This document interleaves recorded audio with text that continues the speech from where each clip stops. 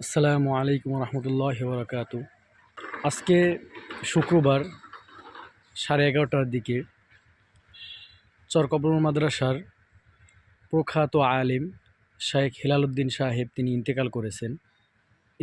ইন্না লিল্লাহি ওয়া ইন্না ইলাইহি রাজিউন। তো আজকে মানতে খুব খারাপ লাগতেছে, তবে আল্লাহ পাকের ফয়সালা, সিদ্ধান্ত আমাদেরকে মেনে নিতেই হবে। তো তিনি শত শত আলেমদের উস্তাদ ছিলেন। তার কাছে আমি বুখারী শরীফ পড়েছি, সৌভাগ্য হয়েছে। তো আমরা যারা জানি যে শায়েখ মারা গিয়েছেন, তো তার জন্য আমরা সকলেই নিজ নিজ নিজ অবস্থান থেকে তার জন্য দোয়া কামনা করব। তার রুহের মাগফিরাতের জন্য দোয়া করব, যেন তিনি আল্লাহ পাক যেখানে রাখেন ভালো রাখেন। তো সর্বোপরি একটাই কথা, যে এই ফরিদপুরের জেলা থেকে আমরা একটা উজ্জ্বল নক্ষত্র থেকে বঞ্চিত হলাম, তার